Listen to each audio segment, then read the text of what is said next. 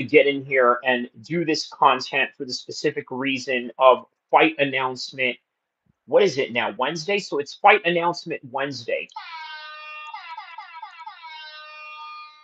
which means on the Tuesday, all the fights were announced, and there are other fights other than the ones that I had mentioned on the description and on the title, but the two fights that I mainly want to focus on are these two. Number one, Ilya Topuria versus Paddy Pimblett, still to be announced.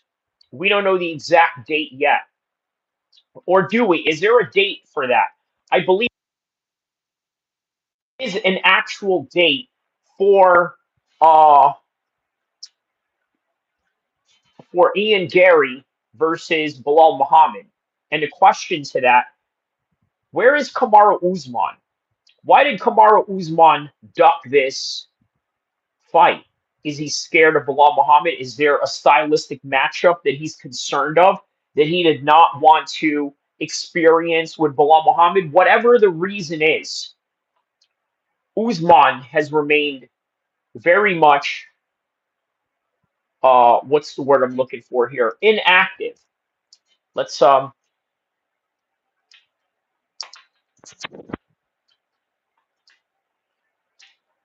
let me check the mic real quick just to make sure everything is going good. So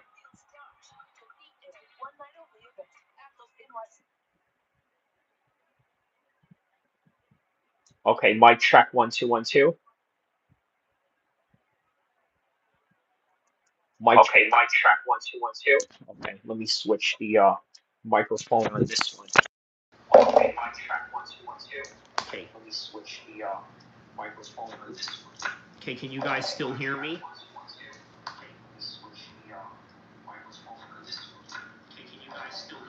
Okay, perfect. All right, so we still have audio on that one.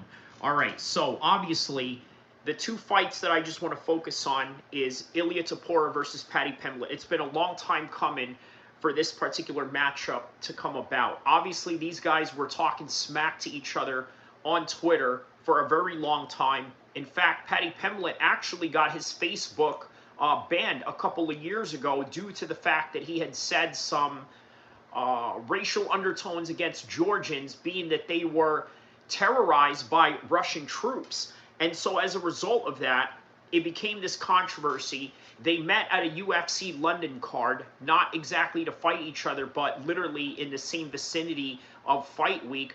They got into it in a hotel. This is when Paddy Pimblett started calling him the Mr. Han Sanitizer. Okay, so that's sort of the backstory behind that. Summer Wedek says, hello, how are you? Let me know what part of the world you are from, Summer. Summer Weddig, or I don't know if that name is supposed to, be a setup name of some sort, but on any regard, welcome. We're here to announce the fights. Let me confirm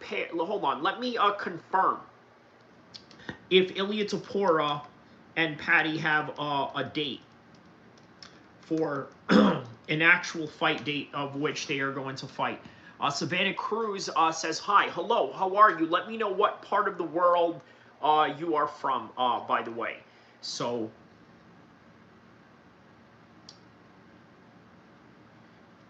okay, that has yet to be announced, but for sure, what we have is Ilya Topuria and Paddy Pimblett at a later date. And on top of that, the confirmation right now is Belal Muhammad and Ian Garry, confirmed for November 22nd, which, by the way, for all the boxing heads in here, on the same day as Benavidez versus Anthony Yarde. We're going to talk about that as well, because that fight is also in the same region, but in a different country. UFC Qatar, Saudi boxing, with a feature of David Benavidez and Anthony Yarde. And I'll tell you what, that fight is very similar. Oh, no, actually, you know what? Not as similar. Because I'm going to say that the 50-50 fight goes to Ian Garry and Belal Muhammad. Puerto Rico. Okay, so you are from Puerto Rico. Good.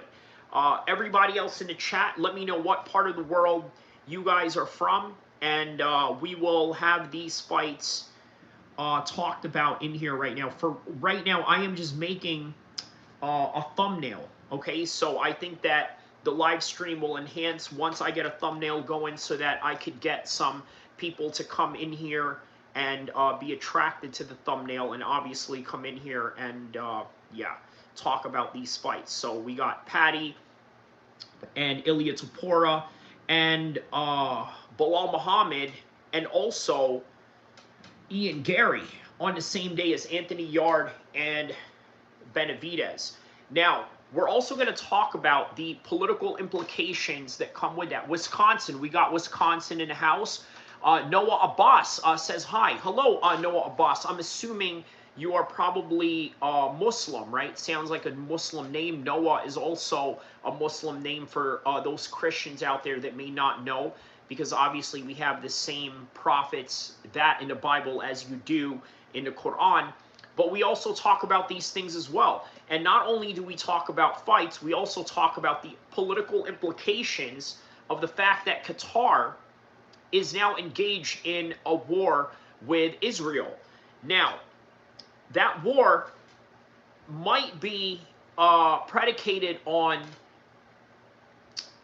black operations, small team espionage, special forces, nothing of the conventional sorts where you bring a large group of infantry or even a navy or anything of that sort. Nothing of that sort, right? What you have going on is an airstrike from Israel, and as a result, Qatar potentially retaliating on that regard. That is, if Trump doesn't get in there and create some kind of diplomacy between them, and I think that is exactly what is going on right now. Trump is obviously trying to create diplomacy in the Middle East with Israel, with Qatar. And here's something a lot of people need to understand about Qatar as it relates to Ian Garry versus Belal Muhammad as the headline. Qatar is the Switzerland of the Arab Gulf states. So for those of you that know anything about Switzerland, it is a country that is proud of the fact that they are neutral in every single political exchanges that go on in the world. In fact, sometimes to the detriment of their own political correctness. For example, in World War II, not only did Switzerland fund the United States, but Switzerland also fund Germany in the 1940s. And you know that Germany in the 1940s had a very non-proud history, sort of say, right? To sort of put it lightly like that. So, Ian Garry versus Belal Muhammad. Hold on, guys. I am just currently making a thumbnail for this live stream, okay? And so this way we can attract more people in here. Truth Seeker, shout out to you, my man. So I saw your comments, Fresh Melon Juice's comments as well. And you know what, man, listen. I want to thank you for being such a solid supporter, right? You and my top troll, or I don't even know if I would call him a troll at this point, because he said, hey, listen, this is a matchup that was announced. Of course, I knew that before he had mentioned that, but he sort of propelled me into getting up here on camera and, of course, talking about this fight, because there's more to this fight that I could talk about than the average MMA guru or the MMA Joeys of the world, because guess what? This place is going on in Qatar. And the very same time that Qatar's military personnel were bombed by Israel, right? So you got to think, is there any safety issue that is going on with having Belal Muhammad and Ian Garry fight up there, right? You have an Irish citizen who can argue as well he's a Brazilian citizen, or he can be whatever he wishes to identify in any course of time for Ian Garry. And then you have Belal Muhammad, who's an American citizen. And regardless of how you guys want to slice it, Belal Muhammad is a Chicago man. He's an American citizen. And if anything was to happen in this event, obviously the State Department would have to intervene on behalf of Belal Muhammad. Now, I think that they would not have an event if there was any safety issues going on, right? So Trump is in the middle of Qatar. Trump is in the middle of Israel. Obviously, everybody knows the close ties that Trump has towards Israel, right? And the controversy behind that, but also the controversy in the fact that he sort of praised the Taliban. I don't know if you guys know that Trump has once praised the Taliban. Oh, the Taliban, very tough fighters, very tough guys. And then he called the president of Syria, Mohammed al-Shara, handsome.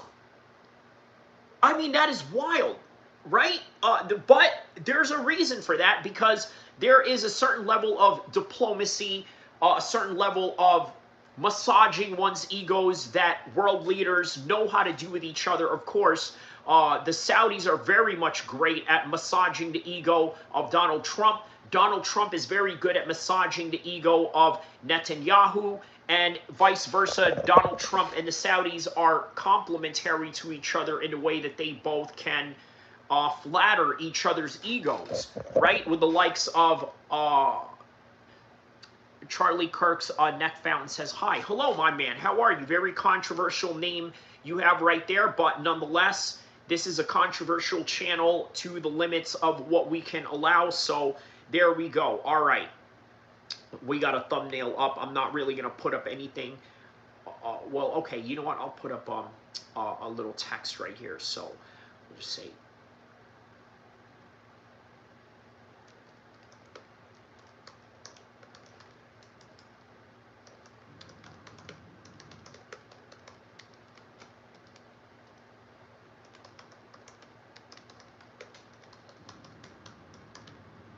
okay.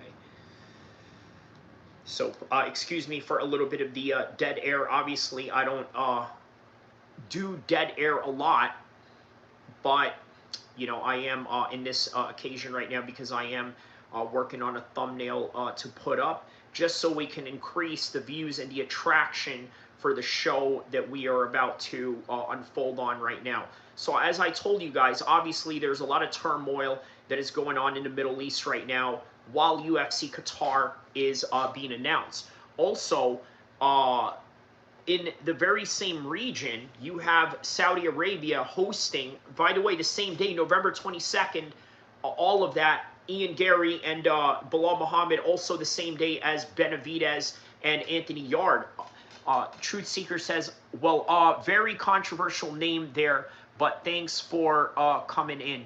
Controversial name. Oh, yeah. Yes, the Kirk. Yes, that's, I love how you handle that stuff. Handle what? Oh, the controversial name? Of course, man, because, look, I'm not saying I don't have a dog in that fight. Obviously, it's sad when anybody passes away like that, but at the same time, I'm also not a prude to other people's opinions of certain things.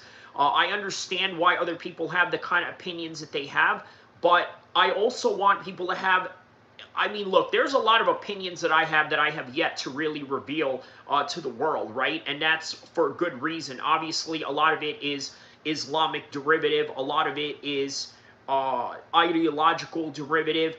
It's just not something that I'm going to go into, especially if I'm trying to garner the type of fan base that, you know, I want, right? But again, some things are better left unsaid, but at the same time, if you guys want to say it, you guys are the ultimate voice.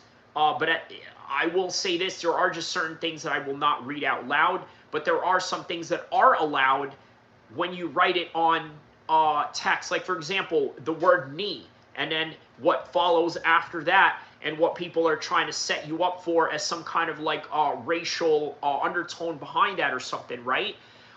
You are allowed to read that, but for you to say it, it would not be good, and it would not be feasible for your channel. So, all right. Let's see. Okay, so we got that going on now. So,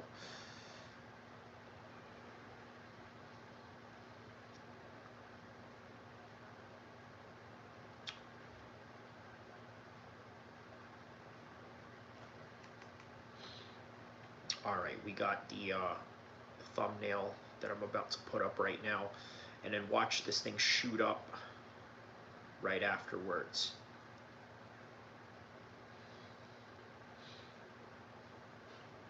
All right.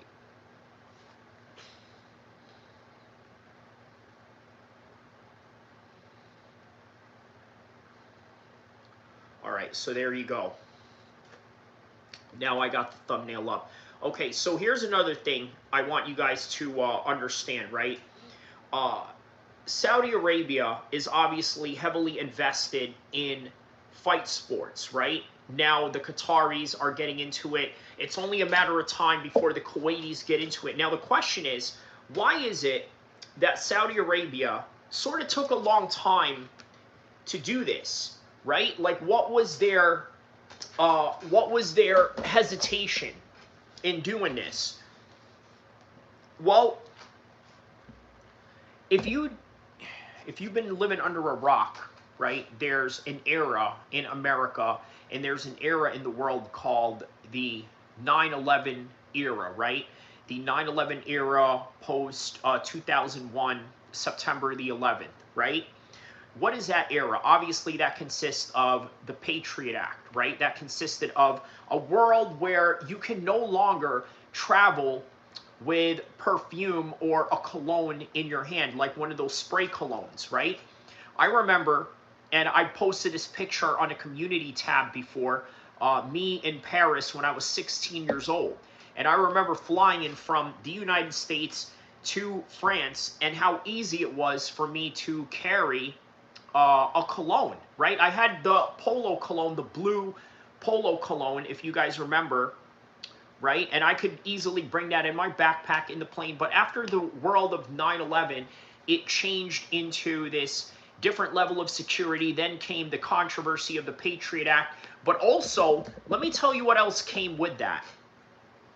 It came a lot of violence that went on in Saudi Arabia. So therefore, the level of security that they have right now, they did not have back then, and it is the reason why they were not able to have these types of boxing events that they had going on right now, the type of UFC events, F1 Formula Racing, all of that, right? This is the reason why they have all of that going on right now, because they are able to afford a level of security that they weren't able to do because of, well, Osama bin Laden, unfortunately, right?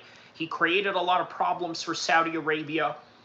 He asked Saudi Arabia to volunteer him and his mujahideen, which he had fought and defeated the Russians with, as a way to go in there and tackle Saddam Hussein taking over Kuwait, which, by the way, was an ally of Saudi Arabia.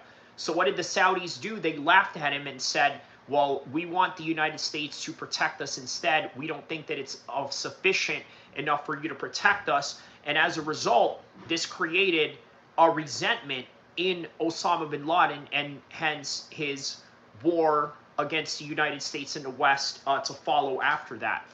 Now, what followed after that was in the 90s, and this is something that was vouched by the CIA agent by the name of Michael Scheuer, okay, who was the head of the bin Laden unit from the 1990s all the way to 2004, was his time in the case of working on Osama bin Laden, right?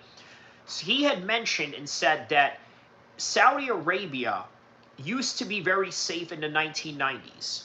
And then what happened? Well, what happened was that Saudi Arabia became a haven for Al-Qaeda, and as a result, shootouts were happening on the daily basis. That was until the Saudis came in there. Well, a different regime of the Saudis, a different royal family that came into power as a result of transitional and generational pass down. Okay, so in other words, there was a king that had passed away, and as a result, a family member that was close to the next of kin or the next to be in line of the throne had captured that throne, and as a result of that created a different vision for Saudi Arabia.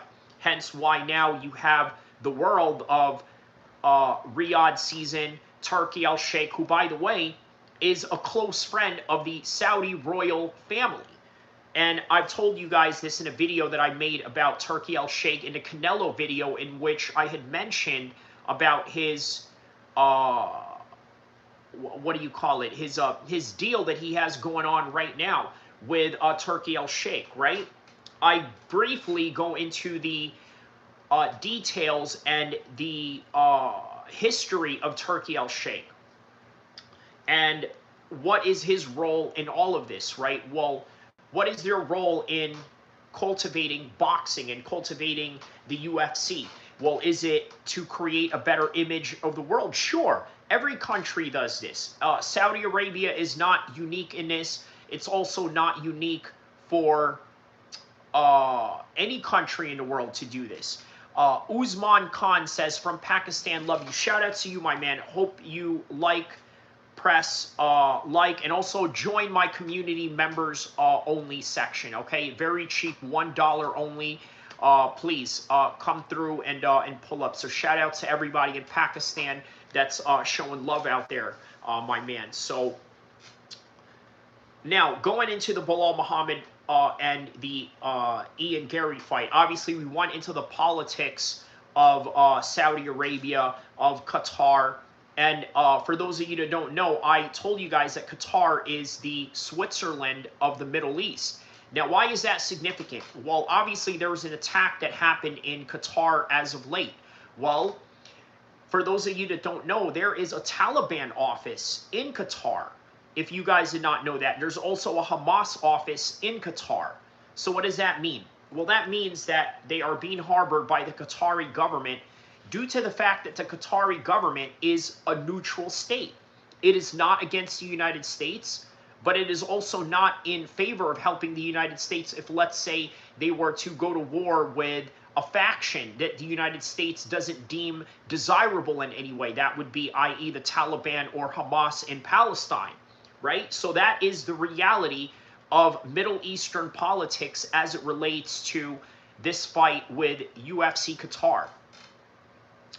Truth Seeker says, did you delete my comment? No, I did not, my man. No, I did not. Please write that again.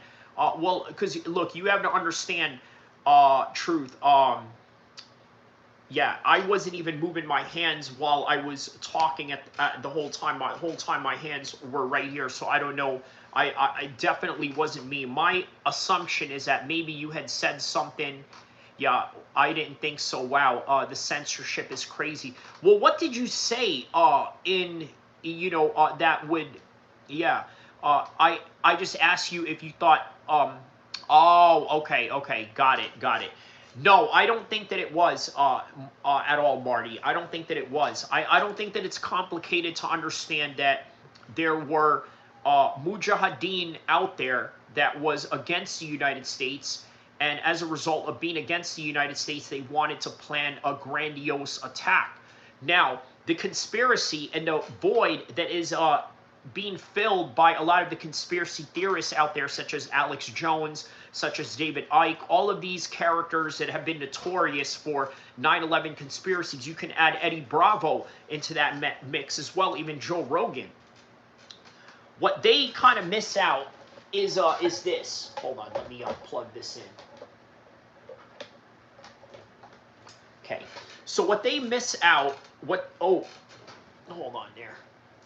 Okay, what Joe Rogan and Eddie Bravo and these types are missing is this. What they are missing is the failures of the intelligence community, the failures, and not only that, also the nefarious aspects of, well, all right, if you don't tell them that this happens, maybe we can cash out some kind of insurance behind it, right?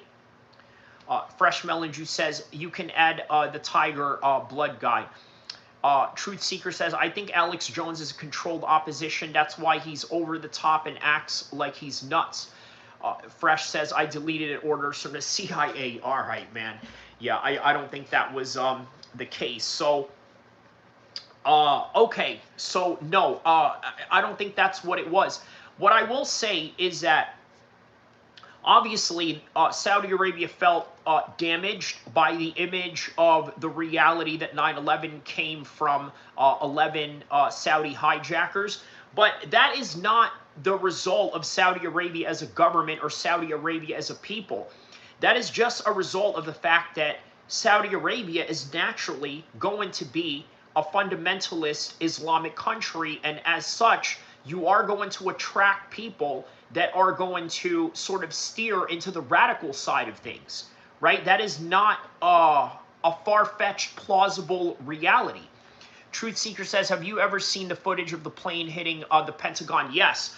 Now, that looks mighty suspicious, and I can understand where your suspicion may come from with that, right? But still, I wouldn't you know what? You know what? That right there has plausible reality into accepting the fact that, all right, you know what? There is something that we have to really look at in that particular light. So, all right. So, okay. Now, let's talk about, while I have a little bit of some European soccer in the background, okay, because I'm going to be playing a little bit of my season mode online FIFA game right here while I talk to you guys. Have the sound of European soccer in the background. You want to know why? Because we're going to talk about Ilia Topuria and Paddy Pimblett. Now, why is that significant? Well, the significance of that is trying to understand that Paddy Pimblett and Ilia Topuria are a representation of the new type of fan base that the UFC wants to bring along. What exactly is that? They want to bring in the soccer crowd, okay? Do you hear this sound right now in the background right now? This is what they want in UFC fights. You hear that? This is what they want in UFC fights. They want fans that are loud, fans that are engageful, because guess what? You as the American fan, that is not something that you are going to do. You're just not going to have this type of loudness the way that these Spanish, English, Liverpool Scousers, Spanish Madrid type of fans, they just have a different type of enthusiasm, right? This is the type of crowd that Paddy Pimblett and Ilia Topuria are going to attract. Now, Justin Gaethje says that, give me a title shot or I'm going to retire. Guess what the UFC said? Nobody is bigger than the program. So as a result of the fact that nobody is bigger than the program, what did they decide to do? They said, see ya, goodbye. They told him, ciao, get up out of here. That's what they told them. Get up out of here. Why? Well, the reason why they're telling them to get up out of here is for the simple fact that here's Paddy Pimblett, who is marketable. Okay? Now, look, does Paddy Pimblett deserve the title shot right now with the type of competition that he had fought? In all honesty, no, he doesn't. But I'll tell you what he does deserve. The fact that he has Liverpool behind him, a very big fan base in soccer, and the fact that it's money and attraction way more than Justin Gaethje could ever bring. Fresh Melindry says the fans has nothing to do with the Euro fighters and everything to do with Euro football hooligan culture. There you go. That's what they want to bring into it. Truth Seeker says based on the new UFC model, he deserves it. Yes, that is it. That is exactly what it is, Truth Seeker. He absolutely deserves it based on the fact that he has a fan base. Also, look, Paddy Pimblett, let's not make bones about it, right? Can we all agree that Paddy Pimblett was given some, good setup fights? Can we agree to that? Right? His fights were set up for him to win, for him to develop. Very similar to what they do with European boxers and American fighters that fight out of the PBC and the Golden Boy promotions. right? They sort of created that same thing. Hate Love says hi. Hey, hello, how are you, Hate Love? Man, shout out to you, one of the fellow members of my members section only, where I talk about real controversial things and also give you secrets about fighters that nobody else will probably know or talk about in that. Truth Seeker says, yeah, they've done a much better job in the past few years in bringing guys up. Right, so if you guys remember Roger Huerta back in the days, do you guys remember who that is?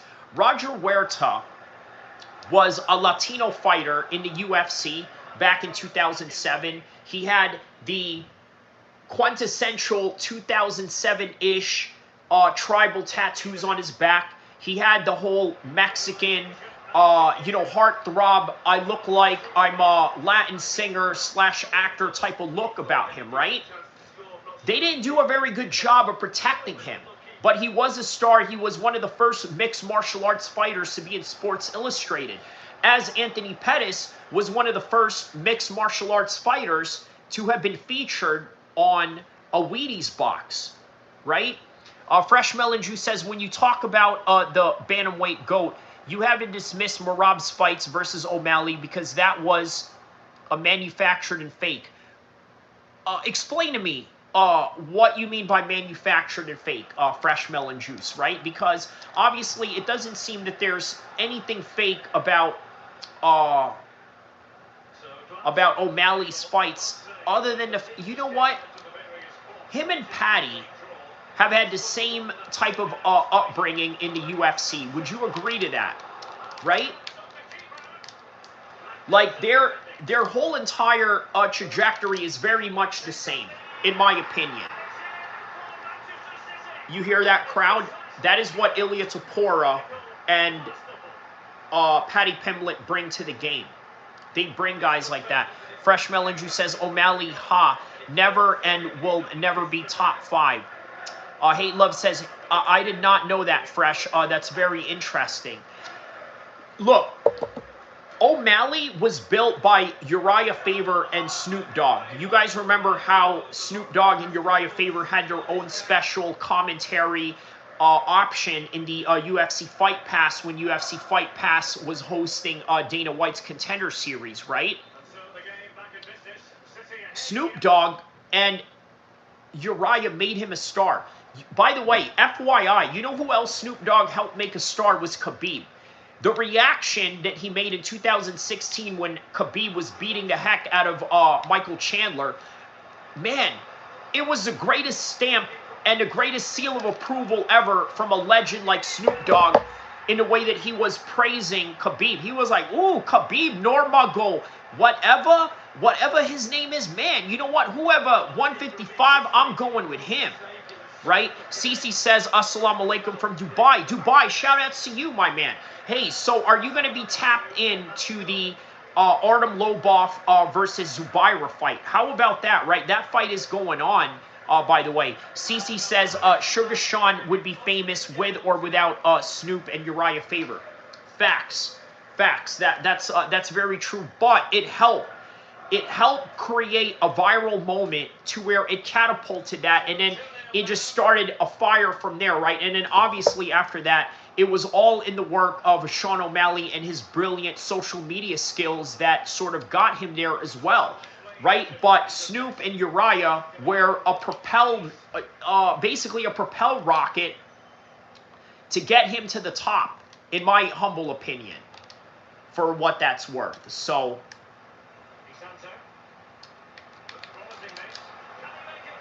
ooh, okay.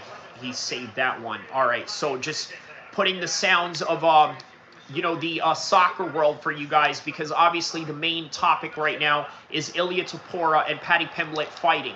Now, look, the story writes itself, right?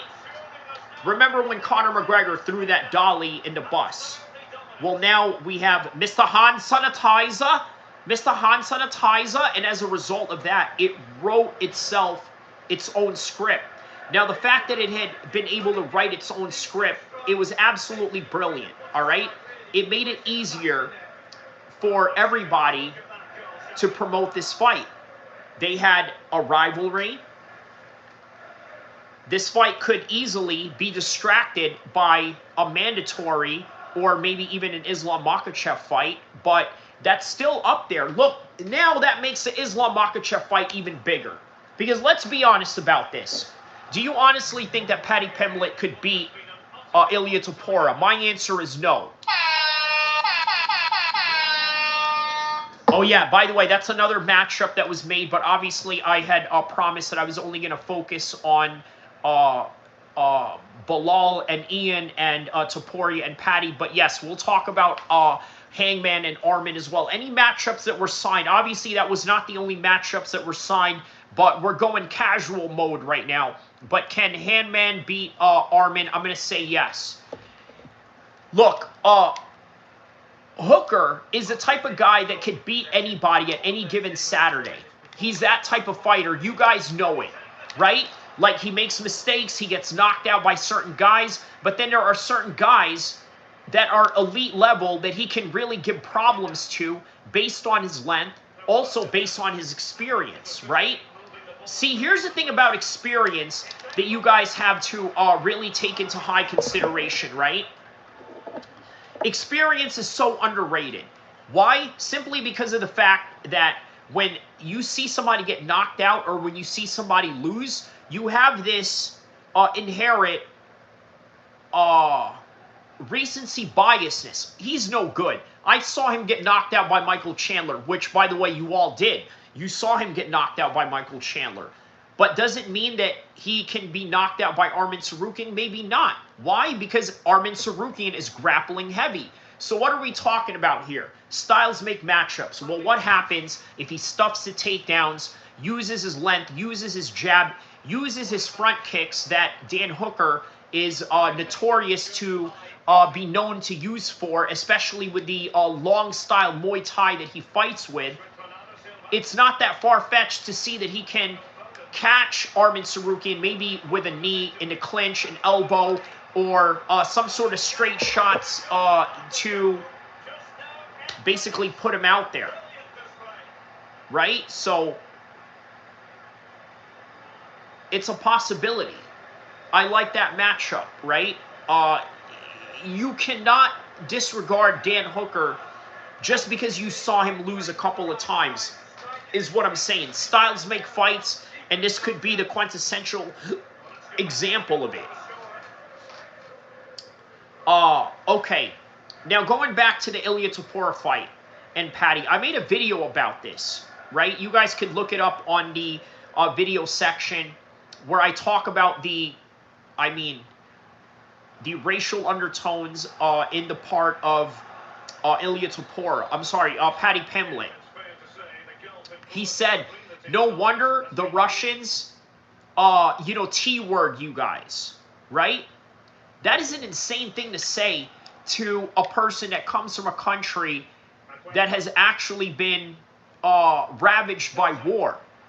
Now, look, would you guys say that the Palestinians can sort of relate to the same thing? I think so, right? I think there's the same type of correlation that maybe the Georgians felt in a similar fashion that the Palestinians sort of feel in the hands of the Israelis, the Georgians have felt in the hands of the Russians.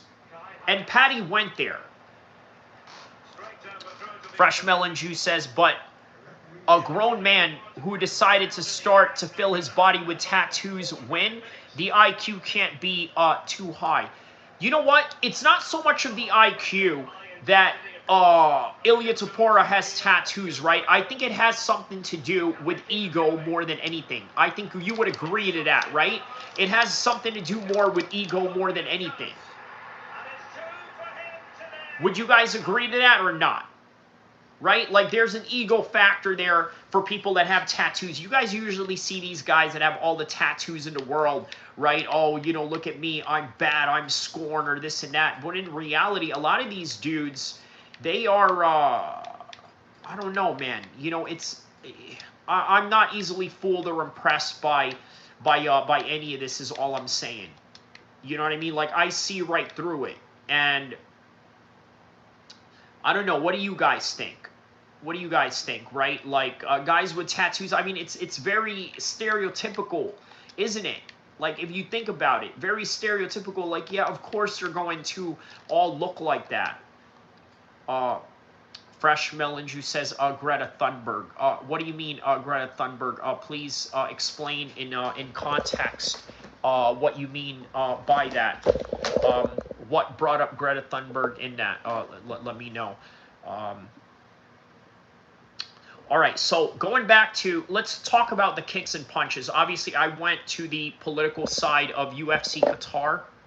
All right, I went there on that one, the UFC Qatar side and the political implications. Now let's get to the kicks and punches of this particular fight, right? Because I think that's important to talk about as well, right? The kicks and punches that are involved with Belal Muhammad and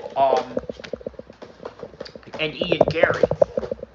Look, would you guys say that JDM is a very similar fighter to Ian Garry, right?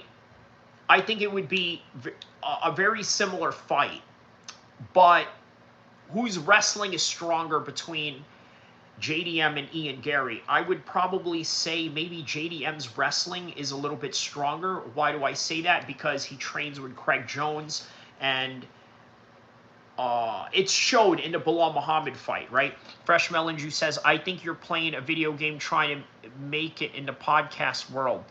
I think you're playing a video game trying to make it in the podcast world. Moicano doesn't do that. Scores 100K views every time now. Okay, well, I don't know what you're trying to do with what, I mean, like, you're trying to compare. I don't know, man. Like, I'm not one of these people that goes out and tries to compare my situation to others or this and that. I could tell you that having clout as a fighter, having notoriety as a fighter doesn't translate in dollars, okay? I can tell you right now that I probably live better than some of your favorite fighters, right? And I don't think that's me bragging in any kind of way. I think that's just me being honest and something that is tangible that you guys have seen out of my lifestyle, right? So, yeah. Hate Love says, so why are you here? I think you're right. That's a good question. I think he just does that because you know, he likes to troll, and yeah, he's saying focus Daniel's son. I think Armin is going to destroy Hooker, but either way, you know what? I always appreciate the constructive criticism that comes here also, right? Oftentimes, look, oftentimes a lot of people like to call constructive criticism hate. Oh, this guy's a hater. This guy hates on me, or this and that. Well, no, maybe sometimes they really are trying to give you critical advice, constructive criticism. For example, like one of the many few MMA streamers out there, I actually go and train on my MMA stream, right? I actually train here. So people make comments. Oh, you're not moving your head enough. Okay, maybe you're right. But there are people that would say, oh, well, you're slow while I'm in the middle of, like, let's say round number 8 after going hard for 7 rounds, and then I'm still going at round number 12 while these people don't have an understanding of what speed looks like at a later round or what speed looks like at the variations in between a fight, right, or in the middle of a fight. But there are people out there who actually do give constructive criticisms and not just people that troll. So as a result of that, you know, this is sort of one of the things that I like to emphasize in my channel. Look, there's a lot of toxic things that I allow in the chats, but then there's also a lot of positivity that I somehow manage to fester between you guys, right? Like, if you notice, there's people in the chats that greet each other. Hey, good morning, good afternoon, how are you? What, you know, me, the same way. Let me know what part of the world you are from. And let me know what the weather is like where you're from, because I'm genuinely interested in these things, right? I'm genuinely interested in people and different people from different parts of the world. And as a result of that, I think there's a positivity that is genuine, that is real, that is not fake or being forced in any kind of way or being what's the word I'm looking for here? Ransomed to a certain degree, where the desire of being a good person, or the desire of being a relatable person is not there, because it is. Fresh Melon Juice says Ben Shapiro turned to how much money he makes when he's cornered. Okay, yeah, that's very true, right? That is a weird thing for a lot of people to do. He says you are the same. Well, when you're talking about how an MMA fighter who has the backing of the UFC versus somebody who has never fought in the UFC, who has just started a channel from scratch, but given, of course, I've actually fought, so there is some kind of status quo credibility there, right? And I do train on my channel, so there's another credibility in that. In comparison to a UFC fighter, right? You're trying to compare apples and oranges, and I'm just not, in that game. I'm just not in that game of trying to compare. But the reality is the reality when I tell you that a lot of fighters are broke. A lot of fighters are struggling, no matter how much fame they have. And this also goes for a lot of rappers. I know rappers that have 1 million views on their YouTube or their Spotify and still live in the projects. That's just the reality of the world, right? There are Fresh Melon Juice says it's haram, however you twist, and it's haram, however you twist and turn. What exactly is haram? What's also haram is comparing, with the Joneses. That's also haram as well. So, but I get it. I understand. I understand you. I know what you are intending, right? You know what? As somebody that is anonymous as you, I think that you are also very honest and also genuine. I think you're genuine as well, right? Just the things that you write. Obviously, I don't know you from a can of paint. I don't know what you look like, or will I ever know what you look like. But what I do know is that you do give constructive criticism. So, that's that. Okay, so back to the kicks and punches with Belal Muhammad and Ian Garry, right? Now, look, I think that this is one of those matchups where the wrestling is going to be on the side of Belal Muhammad. I swear to you, the wrestling is going to be on his side, because I could absolutely see Ian Garry get out-wrestled in this fight. Well, did I not just say that JDM and Ian Garry have the same style? Yes, but JDM has the better wrestling. Drizzy Goat says Garry beats Belal. You know what? MMA Guru came up with that. I'm not saying that you got that from MMA Guru as well, right? And yes, Garry is a big guy. He's like 6'3" at welterweight. But what cuts down big guys at 6'3"? You know what that is? It is wrestling. Wrestling, right? When you wrestle someone, it doesn't matter if they're 6'3" or if they are 7 feet tall. The one thing you can expect in wrestling is that the taller guy is going to be made short if the shorter guy knows how to wrestle. And this is where Belal Muhammad style comes in my humble opinion. Right? But we will see. Obviously, that is in November 22nd. That's not too far from now. Drizzy Goat says he went 5 with Shafkat. For me, Shafkat is the best in that division, so what makes Garry number 2? But we also have not seen Shafkat with Belal Muhammad, and that also remains to be seen. So that right there is, that's the quintessential factor that we have to, consider here. Hate Love says, yes, I seen you train. You don't change. You don't have to explain yourself if you're living your best life, and I think you are F the noise. Yes, okay, yes, a very positive message there. Drizzy Goat says Shafkat would finish Belal. We had an opportunity to see that fight, but it never came to fruition, right? And that is the reason why Ian Garry was thrust into that fight with Shafkat Rakhmonov. That's just the reality of that fight. Belal stinks after the performance against Jack. here's the thing. I think Jack is really at a high level that we may not appreciate, right? And I will say to that effect that Islam is going to have a much harder fight than what people believe, but I think Islam comes out of it the winner, right? So Islam is not going to have an easy fight, okay? Make no mistake about that. He's not going to have an easy fight, but at the same time, I think that he still wins it because he's just way more skilled than JDM regardless of the size. And I think the size of Islam Makhachev will be enough. Drizzy Goat says he went away from what got him to the dance, started boxing. Drizzy Goat says Islam subs Jack in 1 round easily. And there it is. Once again, what is the pattern of Drizzy Goat? What does he like to do?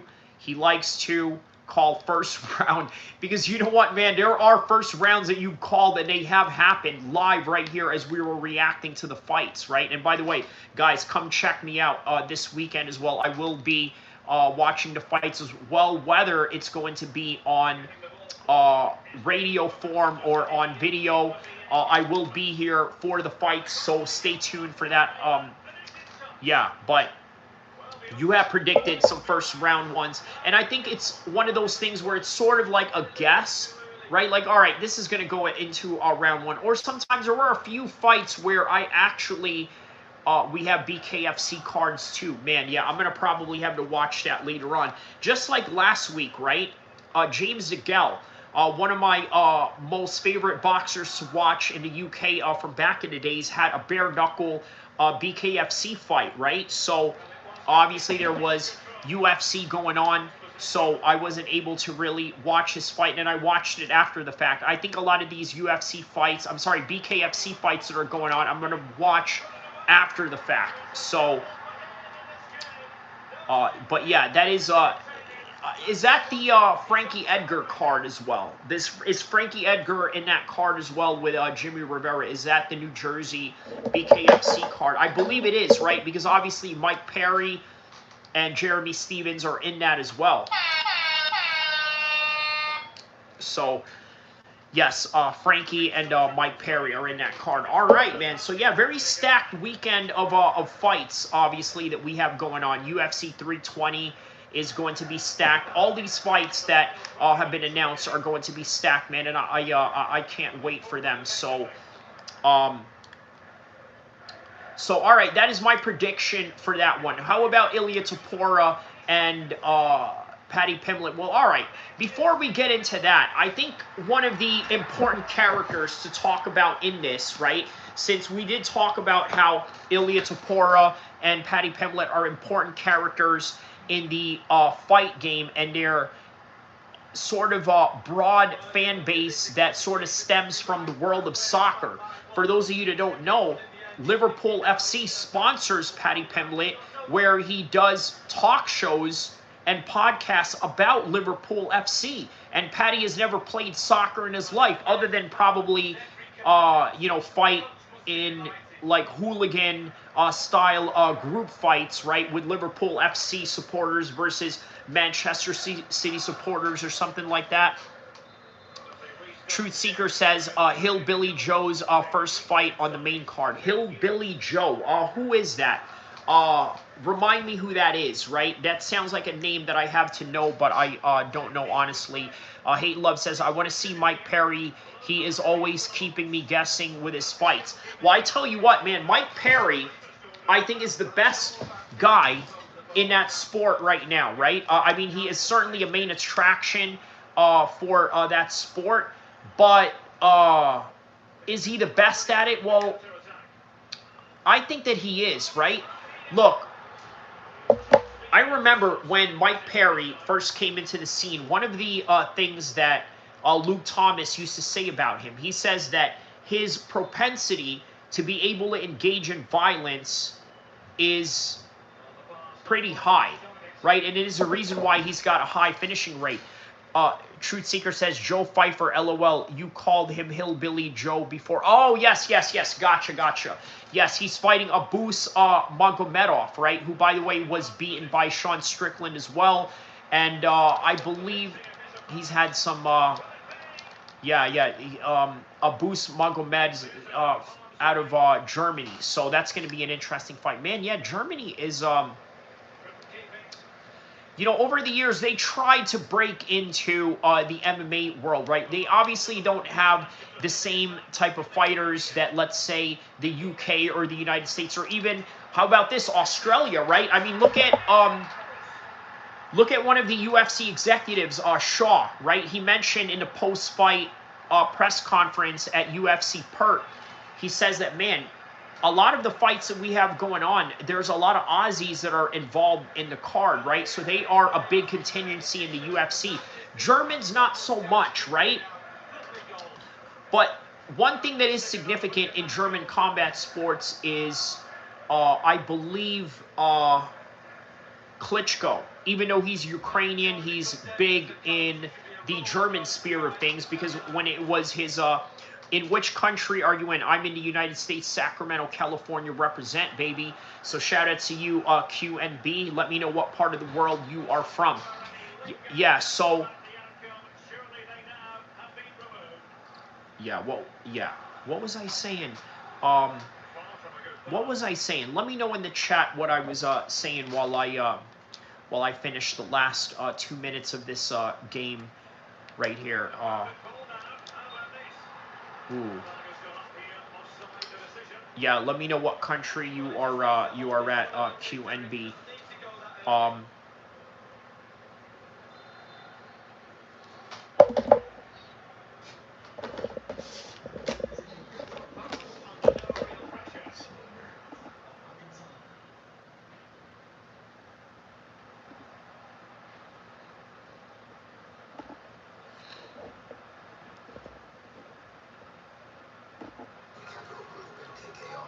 Expanding access to a world of investing once reserved for a select few. Explore our world of public-private plus funds. Take the first step. Stability, precision. That's the essence of Friday. Superb position to qualify for knockout stages now. Well, absolutely. Box his tick, job done from the start. Say it as you will. Took control of this group and they look pretty awesome to me. I think it's accurate to say that Characters in the fight team. What do they break into the MMA world, right? They obviously don't. Oh, okay, yeah, Germans, right? So, okay, yeah, Germans breaking into the MMA world. Obviously, yeah, they're big into boxing. One of the biggest boxing names that I had mentioned was obviously Klitschko. Right now, it's Aget Bagael. That's a big name that they have going on. Bro, you keep freezing. Be right back. Gonna restart my phone. Okay. Well, how about now? Obviously, I'm not freezing right now, am I? So, you know, I hope you know, everything's good, you know, on that note right there. So, yeah. There's just certain countries that don't break into MMA as easily. France, obviously, I think is a bit of a powerhouse. Francis Ngannou, Cyril Gane. Now, how big would French MMA be if, let's say, you got Cyril Gane to beat Tom Aspinall in the upcoming Abu Dhabi fight, where, by the way, it's on the same month. How about that, man? So we got 320 coming up this weekend, and then 320 then turns into 321 on the same month, October 25th. So, yeah, man, let me know, guys. Hopefully, I'm no longer lagging or you know, or not getting any freezing or anything like that, because we are here to talk about the fights that were announced. Okay, so the other thing that I wanted to talk about also is Justin Gaethje, right? I think he's the ultimate loser out of all of this, right? Nobody is bigger than the program. He told the UFC, hey, listen, you know what? I'm either going to get a title shot or I'm either going to retire. Like, that is the trajectory that I want out of my career right now. And what did the UFC do? Well, the UFC said, hey, you know what? Listen, nobody's bigger than the program, young man. So, you know what? Because of that, get to the back of the line, go in the back of the line, and do as you're told. And so he said, you know what? Well, I'm going to retire. So guess what? They decided that, hey, we're just going to bring Paddy Pimblett in here. He's a bigger matchup. And not only is he a bigger matchup, he's a bigger draw. So off you go. And whatever complaints that you have going on, forget your winning streak or this and that. This is not about meritocracy or winning streaks or this and that, or sometimes it is. But sometimes you can be overpassed by a guy that has more clout than you, and that is quintessentially what Paddy Pimblett is, right? He is able to basically surpass Justin Gaethje, even though Justin Gaethje has given us big fights, exciting fights. He's also a big name. But having Paddy in there makes it an even bigger name, right? Ilia Topuria now made himself big. There was a point where Ilia Topuria was way less than Paddy Pimblett. Now, I would say that Ilia Topuria is a bigger star than that of Paddy Pimblett. Even though Paddy Pimblett is still a star, still, regardless, Ilia Topuria went up there, okay? Levels. He went levels above him. Went way 100 times of the levels above him, okay? That is the reality of Ilia Topuria right now. Now, as for Paddy Pimblett, unfortunately, well, he still had to develop along the way. He had to develop still, even with that development. Look, I think it made the fight even bigger. It honestly made the fight even bigger because we are looking at a Conor McGregor versus Nate Diaz type of rivalry in Paddy Pimblett and Ilia Topuria. But Justin Gaethje, unfortunately, wanted to act like he was bigger than the program, and the UFC said, not so fast. Nobody is bigger than the program, and as a result, they decided they were going to go with Paddy. It was easy. It was easy for them to just go with Paddy. Why not? Why not? Just go with Paddy. Right? Now, UFC Qatar. This right here is monumental. But at the same time, it also speaks to the political influence of the Saudis in the Middle East. As you guys know, Qatar is also an ally of Saudi Arabia, and that is natural for Qatar to be an ally of Saudi Arabia because they are both powerhouses in the region. And not only that, Qatar, as I mentioned to you guys earlier, is the Switzerland of the Middle East. Okay, you guys understand that trajectory, right?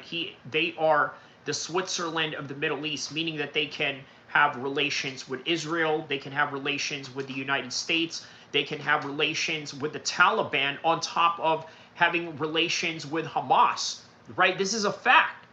This is a fact. This is just what they have going on. But as a result of that, this is also the reason why they're able to have a UFC fight. They are able to have a UFC fight because of that reason alone. So, Hate Love says, hi. Okay, so I'm assuming the reception is a whole lot better now. Hate Love, let me know how the reception is along with the audio and everything else in between, my man. So, I'm curious to see how they will fill this card up, right? Now, look, here's what I will say. A UFC Qatar card is going to be filled up probably a whole lot better than a UFC Perth card, and quite honestly, a lot better than a UFC Apex card. That is a guaranteed. I'm back. Bad signal. Road works at 4. Okay, so it's basically you that has the bad signal, not necessarily my own live feed that you are saying. Okay. Well, that's that. Yeah, I was kind of worried there for a second. I thought it was me. Now, if it's you, that's one thing. Obviously, that is you know, a result of the environment that you're at, or just the overall strength signal within your area or region, as in comparison to, let's say, me broadcasting this to the world, and yeah, you know, being okay. So thank you for that clarification. So yes, a whole lot of political implications that go into this particular fight, but overall, the one thing that every Saudi, Qatar, Kuwait, not so much Kuwait. They should though, right? But they're not really up there with the entertainment factor yet. I think the only country within that region, obviously with the exception of the ones that are already in war-torn conditions like Syria, Yemen, or what else is an Arab state that's currently in war? Libya, right? Libya is a very wealthy country, right? But obviously is in a state of war, and as a result, yeah, it would not be very easy to, yeah, have a fight in that particular region. So, yeah, let's see. Okay, let's see. Let's do a little research on these fights, right? Let's see if there are any particular fights that could be signed in in these particular cards.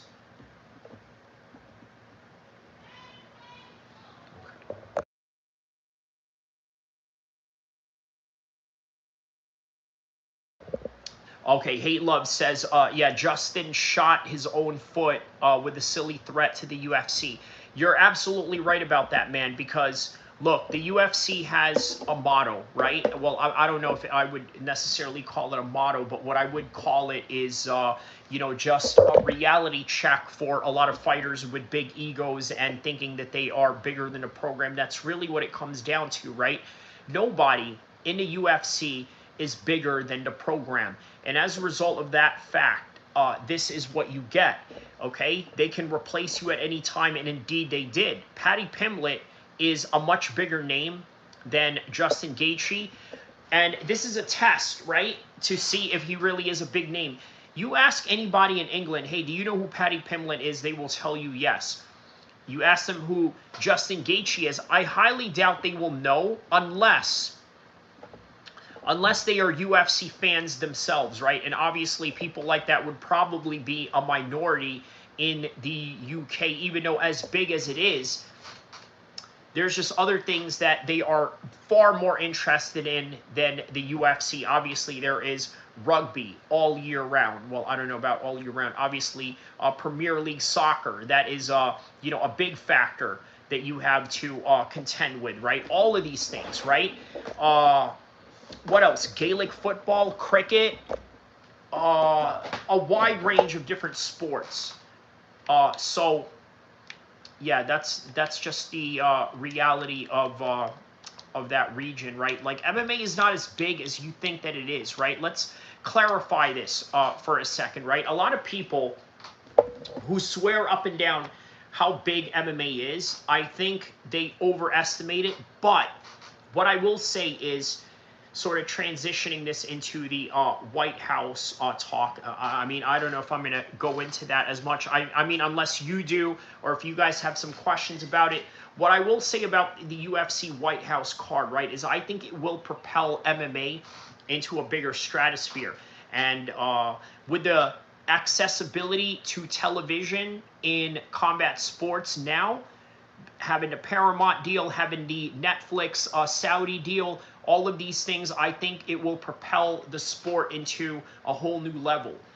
And that is the next thing I'm going to talk about in a second, if you could just hold on just a second, okay? Because we will talk about the pay-per-view era versus the free TV era. Okay, I think that's the bonus next topic that we are going to go into in just a second here. So,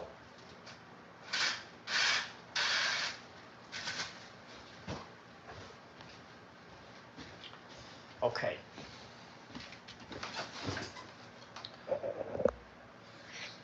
All right, guys. So back in the days, we're talking about the Muhammad Ali days, right?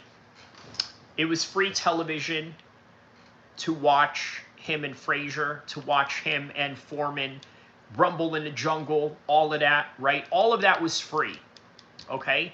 All of that was free. Then the 1980s came along. They started to have HBO. They started to have Showtime. They started to create a different world of commercialism, right? Exclusivity in combat sports, in particular boxing pay-per-views. So now it was on demand, but you had to pay for it. Okay, Mike Tyson was one of those fights where the fights were just last like that, right? But people paid money for it. Now, they were either interested in the undercards or just leading up to seeing a knockout that was quick, fast, and basically felt like you wasted your money. So now in comes the new era of streams. What happened in the world of streams? Well, the unfortunate thing that happened in the world of streams is that the UFC and combat sports became accessible, but it became accessible to people with IQs higher than 80, okay? Because let me tell you, not everybody is up on the illegal streams. They don't know how to maneuver it. They don't know or have enough computer literacy to really understand or put themselves in these positions, right? That's what we have going on right now. Unfortunately, it caught on. A lot of people became computer literate, okay, to the point where now it was a problem. You're talking about maybe estimated 10 million people illegally stream every week. And I'm not talking about one particular event. I'm talking about just a multitude of events that they should be paying for, right? Whether it would be a boxing event or a Muay Thai event or a ONE FC event or whatever it is that should be put on pay-per-view. A lot of people are streaming it. Hate Love says, who was that guy in your chat, I think, the other day? I think he's talking about, I think you talks about him. It was weird. Yeah, I don't know. You're going to have to elaborate on that a little bit of who you are referring to, my man, because obviously, yeah, I've been, doing a lot of live streams as of a couple of months. So, for me to reference a particular live stream and to give it some kind of original remembrance or something unique behind it, as in comparison to the other days, yeah, it would be very difficult to remember, unless of course you bring it up or you can assist me in remembering what you are talking about, or the context, or something a little more exact to sort of pinpoint what you are talking about. But nonetheless, okay, so in comes Turki El-Sheikh, right? What did he decide to do? He decided, hey, you know what? This is what I'm going to do. We're going to end pay-per-views because we're going to go back to the old ways, okay? When it was free television, when it was available on ABC and things of that nature, and we're just going to do it like that, okay? We're going to have fights that are available on Netflix, and then just go from there. That's the trajectory that they were going for. Well, now Turkey has caught on and understands the internet world, because there's this video by this guy named Patrick Gavea, right, where he talks about the origin of Turki El-Sheikh, and it kind of inspired me to make a video of my own, regarding the same particular topic, right? So I noticed how he had mentioned, or at least he had clipped up an interview where Turki El-Sheikh has said that him and Mohammed bin Salman would play video games for hours, right? And it dawned to me, it was like, man, these guys are real legitimate fight fans, and they're just like everybody else. They're bro guys. You know what I mean? Like, they are guys that are like these college bros, but they are the ones that have the influence and the power to do what they need to do in this world of combat sports. They are the power movers and the shakers of the sport. So that is the only difference, in comparison to everybody else. But they are like everybody else. They are just like you and me, fight fans of this game, and now they have control over it and are going to remake it to their image.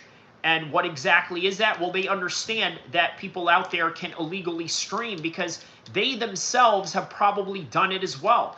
Even though they didn't need to, they probably have all the money in the world to buy pay-per-views and afford, what is it now, like to be a UFC fan, you had to spend like $1,000 a year or something like that, or something ridiculous like that. Even though they could afford it, they still understood how to illegally stream a fight.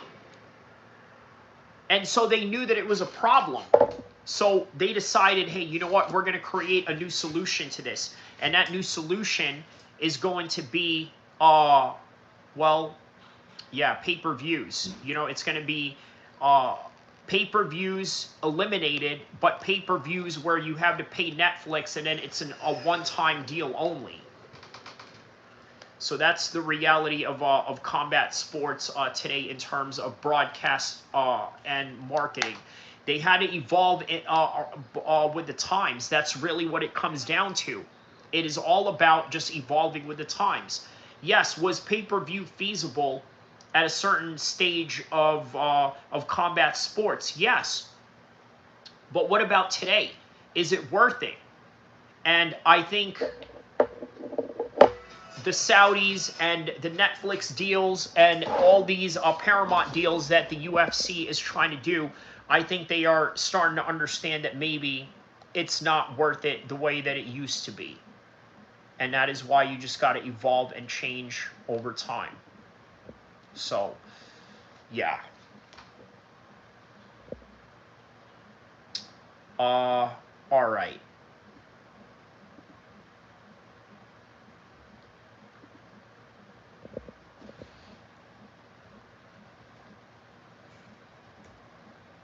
Okay, let's see here. Just looking for something here.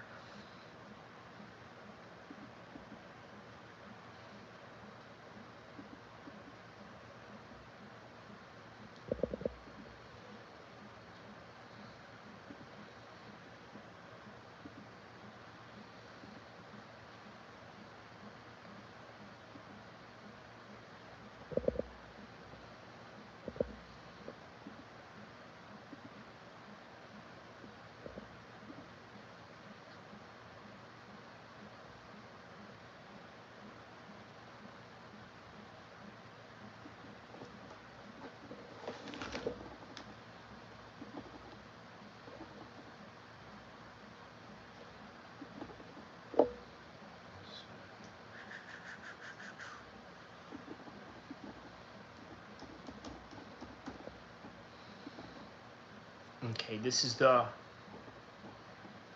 documentary that I'm talking about right here. Perhaps the best one to tell you about who lives here would be me. Turkey Al-Sheikh. 3 years ago, nobody had heard of this guy. Now he's gone and bought the entire sport. Who is this guy? He's Saudi government. Close ties to royalty. He's been brilliant for the sport. Hate him or love him, he has become the face of boxing. Most influential personality in the last decade. Most influential figure in boxing and MMA. WBC even named him Man of the Year. Same award they gave to Mandela, Reagan, the Pope. So, basically just your average success story. He's just making boxing a better sport right now. He's centralizing power between MMA, boxing, and wrestling. No one's ever done that before. Not at this speed. I mean, can someone tell me how you get Dana to hold your hand like this? Look at that. That's real power. Where does he get his money? And what's his end game? And why is nobody asking these questions? Yeah, I think there's a good reason why not many people are asking these questions. I think the reason why a lot of people are not asking these questions, maybe there's inherent danger that comes with it, but yeah, let's continue on with this and learn further. But not without consequences. I don't want the... Turkey's the part of the iceberg that's above the... There you go. Now you notice how he mentions, hey, you know what, I'm just an employee. I'm not part of the royal family or anything like that, just an employee. Water. You understand? No. And I'm pretty sure it's pronounced tip of the iceberg, dum-dum. Okay, ladies, I got the background info. Turns out we were wrong about Turkey. He didn't come from money. Born August 1981 in Saudi Arabia's capital, Riyadh. His parents were... Okay, so this is what's interesting about this, right? They mentioned that, hey, you know what? Here's one thing that we found out about Turki El-Sheikh, right? We found out that he did not come from money. Now, it is often a stereotype that people have of Turki El-Sheikh. Well, you know what? He came from money. He's a person that, you know, is rich naturally because he's a Saudi. But little do people know, there's more to it than that. And this video further explains it right here. Working middle class. In his own words, an average family, except for one thing. What? Their last name. El-Sheikh. Second most powerful family branch of the country, historically linked to the religious elite, just like... So, according to this, right, Turki El-Sheikh is related to the Islamic scholar by the name of Muhammad al-Wahhab. Now, for those of you that don't know who Muhammad al-Wahhab is, he was an 18th century Islamic scholar who revived Islam in what you sort of see today, right, as going back to the Salaf, meaning going back to the days and the teachings of the Prophet Muhammad. And the controversial part of Wahhabism is that it is tied to ideologies with the likes of Daesh or ISI or ISIL or Al-Qaeda or even Hamas, although Hamas has a little bit more of a nationalistic, ethnocentric motivation behind it, with the mixture of Wahhabism religious practices as well, but mainly focus on ethnocentrism, nationalism, and obtaining the land for the Palestinians and only for the Palestinians and really no other Muslim group, whereas Wahhabism sort of emphasizes more of a global Islamic perspective, or a global Islamic homogeny in how you communicate with the larger ummah, or as we call the worldwide Muslim community, ummah. That is the phrase or the name behind it. But yes, okay, let's go back to this video right here. Like having Vatican as your last name. It carries weight, but not necessarily money. What does a name get you? In his case, access to the royal court. Around the early 2000s, he forms a friendship with a royal 4 years younger than him. A teenager called Mohammed, the king's nephew. A prince. Yes, but not expected to ever take the throne. Turki and Mohammed were tight. Played video games, binge-watched wrestling. Turki would even smuggle a prince out to explore. See, this is the part that makes Turki El-Sheikh and Mohammed bin Salman, the current prince of Saudi Arabia, very relatable. Notice how they mentioned, hey, you know what? They played video games. They binge-watched wrestling, MMA, boxing, which, by the way, is the trajectory that they are at today, surprisingly enough, right? That sounds risky. It's called a bromance, Kara. Turki graduates from King Fahd Security College in 2001. That's a military school. So as I had mentioned to you guys, Turki El-Sheikh has somewhat of a military background, right? And this is where it gets interesting. This is sort of where a lot of his domain and influence sort of comes from. All right, so I gotta tell you what, guys, if you want to watch the rest of this video, I just wanted to sort of give a bit of a 2-minute reaction to this video. It is on Patrick Gavea's channel. It was made 2 months ago, already at 1.1 million views. That's a pretty interesting video. Obviously, it would go viral like that, to say the least, but I would imagine Patrick Gavea could probably never go back to or visit Saudi Arabia ever, just based on some of the crazy things that he said in here. But on any regard, yeah, man, that is, we'll you know what, we'll get on a little bit of a bonus stream right now. So yeah, let's let's get on a little bit of a bonus stream. I'm basically just, you know, ending the live stream right now, but I'm sort of just going to keep it going for a couple more minutes, have you guys watch me game for a little bit, and then you guys can ask me questions just as I exit up out of here. So, all right, here on to the bonus stream.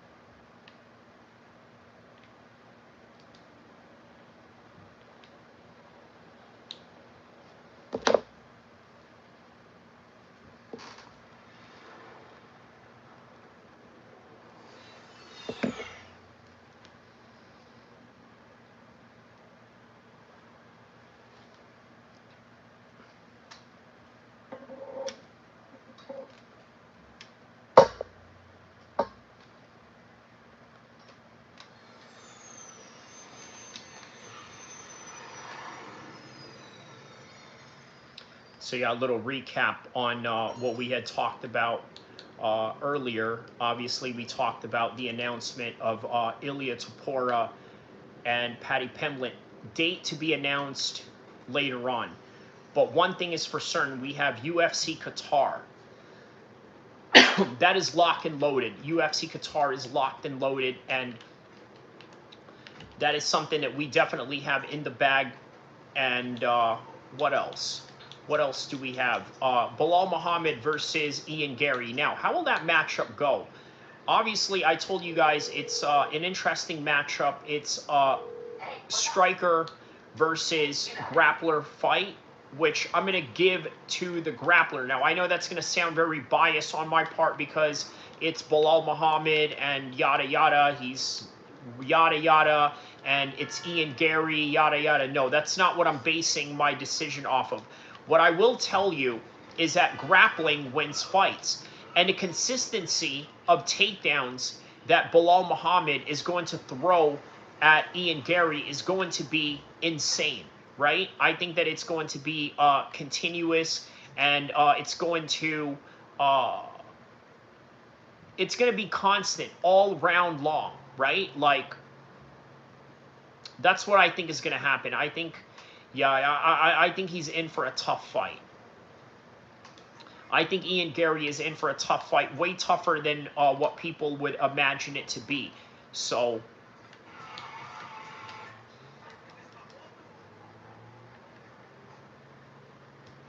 yeah, man. So,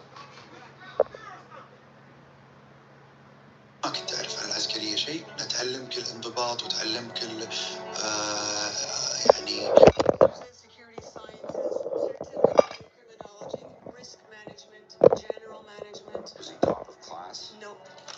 One teacher called him unspectacular. Better at making people laugh than... Wow, so how about that, right? They used to say that Turki El-Sheikh was the type of guy to make other people laugh. Not really a serious guy. Wasn't really made for military school to that degree. But you know what? It kind of makes sense if you think about it, right? It kind of makes sense that he is that type of guy, really. You know? Like a bit of a class clown, as they say, right? Yeah, you know, like he strikes me as that type of guy as well, so...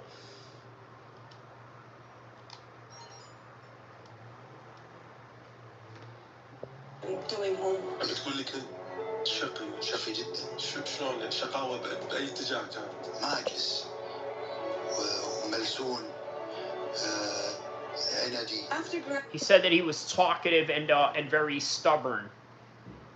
Like he had a very stubborn personality, is what he is saying. Is what they were saying. Graduating, he works a series of government jobs: State Security Department, Ministry of Interior, constantly getting promoted. Being tight with the prince. And obviously, being friends with the prince, yeah, that has something to do with his positioning.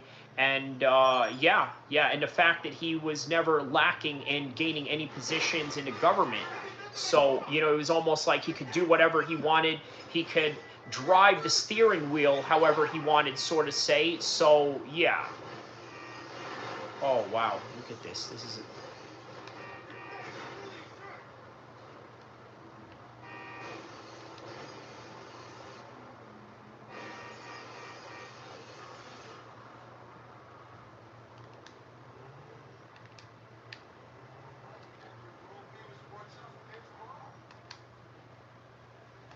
Alright, so more on Turki El-Sheikh.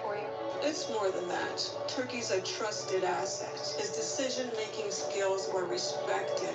In 2015, he gets... Well, how about that, right? So, obviously, the royal family of Saudi Arabia trusts the decision-making skills of Turki El-Sheikh. Wow. Appointed Chief of Security of the Royal Court. He's in. You said 2015, right? Yes. That's the same year King Abdullah died. The power was passed. That's right. So back in 2015, King Abdullah, the past king of Saudi Arabia, had died, and it obviously was passed down to the father or the uncle of Mohammed bin Salman, who is the best friend of Turki El-Sheikh. So his younger brother Salman. Not his son. No, actually, power is passed horizontally in Saudi Arabia. So power was passed to Muhammad's father. Exactly. King Solomon. Want to knock out the opposite of any work platform we tried in the past. All right, so like I said, go see the rest of that in Patrick Gavea's video.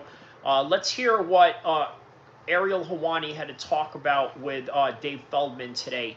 Dave Feldman from BKFC. Let's hear what he had to say. Kind enough to join us on this Wednesday afternoon. There he is with the belt. Is that it? No. There it is. Is that the king or the queen? Good to see you. This is the king. It's the king. That's the little one that I'm going to leave with you. Wow. You have to leave it up here now. It will be here. Wow. This is nice. Look at this. Look at this. Look at that. Ooh. I appreciate that. Thank you. I'm going to put it right over here. How about that? There you go. How are you, sir? Good to see you. And good to see you. So is there going to be a Queen of Violence one as well? We do have the Queen of Violence, actually. I can probably bring it in. No, it's all good. Same size, same look. Purple. And, oh, I like that. Okay. And this will be the first time that belt is on the line, right? And how did you determine who was going to fight for it?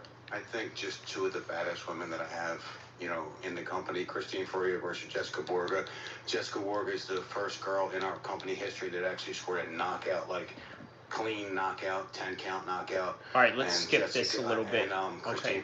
So Frankie, so for those of you that don't know, Frankie Edgar is fighting this weekend. Look, is this a good idea? I don't know if this is a good idea considering the significant damage that he's going to take in this fight, right? And the significant damage that he's taken in his fights as of late. So yeah, man, I don't know, man. I don't like it.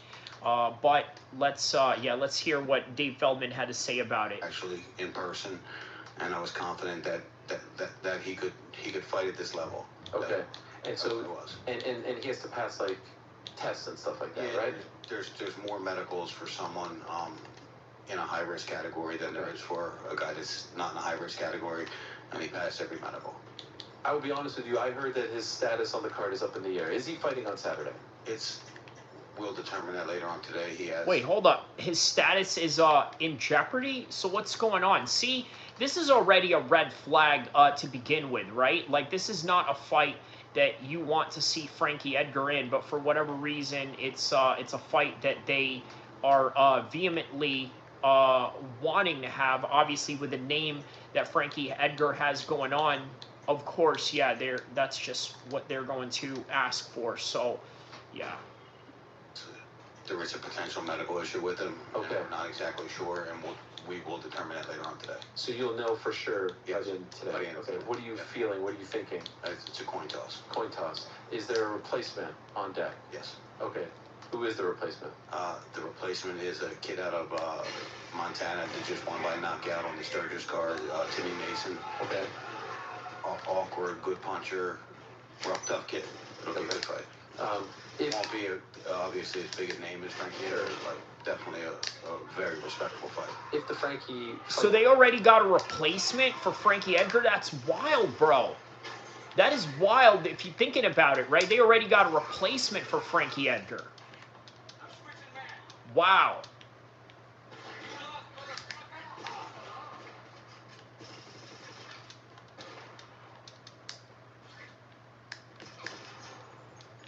Wow, man, that's crazy. Okay, a replacement for Frankie Edgar already. Go through. Would you like to have him on, or would this in the future, or would this preclude him from fighting again in BKFC? I really, really like Frankie Edgar. Yeah. I met him. He's a cool good dude. He's real. He's one of the realest guys I've ever met. Yeah. In legend. In fighting. I mean, but being a legend, you would never know he's a legend by the way he acts. He's just awesome. So the answer is yes. We just want to make sure every obstacle is cleared. Okay. You've got, and so we'll find out later today. Okay. Yep. Mike Perry, Jeremy Stevens. We talked to you. Yeah, I really can't wait to see that fight, man, with Mike Perry and Jeremy Stevens. That's going to be a good one for sure, man.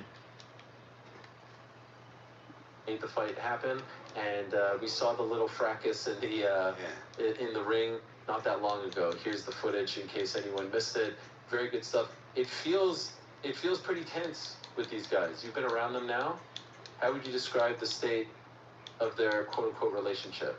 Yeah, I think it started off where it was another fight, right? It was another fight, so we did a little promo for it, and now I think they genuinely do not like each other. I know Mike definitely doesn't like Jeremy Stevens at all, and I don't think Jeremy likes Mike, so I think that's going to translate into a great fight. Any idea why? I think it had something to do with something that happened in the UFC that I heard about, and I'm not quite sure. Okay. Oh, wow. Okay, so they're talking about a beef that they had in the UFC. I know for sure that Conor McGregor has something against Jeremy Stevens. I mean, he talked about his mom and said a whole bunch of crazy stuff, so... And what about the weight? What weight is this at? It's at 175. And is there a cap? Is there like a rehydration clause? There is, and 10%. And whose call was that? Who wanted that? That was that's not typical. Jeremy Stevens' camp. I mean, he is coming up in weight, and Mike's camp accepted it, no problem at all. Do you have an issue with rehydration clauses? I don't. Okay. I don't. I mean, there's circumstances. I mean, in general, I don't like it, but I mean, in certain circumstances, I think it works. Okay. Because historically, you guys don't really have them, right? We had it one time before. One time? Yeah. Which fight was that? My favorite guy, Luke Rockhold. That's right. That's right. His fight against Perry? I feel like he was saying that sarcastically when he says my favorite guy, Luke Rockhold. Perry, with Luke, we had a... Creators, take these 3 apps I built to run my business made with Base 44. They're ready for you as free-to-use template. Rehydration clause, and that's where we butted heads a little bit. Okay. And in what way? Because he thought we singled him out, which we did. It was for his fight. It wasn't for everybody else. It was for that particular fight, and he didn't like that. He wanted it to be for everybody, and, you know, one of those things. Sure. When you saw him get knocked out, what was your reaction? I mean, you know, I felt sorry. I do like the guy. I mean, the guy, he's a legend. I mean, no one can take any of his accolades away from him. He's one of the best, you know, fighters pound for pound in the UFC. He truly is. But, you know, he shit on our sport, and, you know, things happen. It's 2 guys who shat on your sport, right? Till and Rockhold. I don't know who you like less. That's weird that Till did, though, because he's nonstop calling me. Is he really? Yeah. Nonstop. Well, of course, man. Yeah, Till will smash on. He'll smash on BKFC, say that it's not worthy or it's not, you know, like a good promotion or this, that, and the other. But in reality, there's big money involved in BKFC. Well, all right, guys. So there's a lot of fights going on this weekend. UFC, BKFC. Obviously, we have the PFL and Artem Lobov versus a Zubaira fight. That's going to be a good one. Also, it's going to be a Paul Hughes and Usman Nurmagomedov rematch. By the way, the highest stream that I ever, one of the highest fight streams that I did here was with Usman and Paul Hughes. Obviously, Paul Hughes is a big name in that part of the world. But on any regard, guys, that is all that I have for you in this one. Don't forget to like and subscribe. We have just announced the new fights that they have going on right now, and I hope that you guys liked it. Like and subscribe. I'll see you in the next one, inshallah.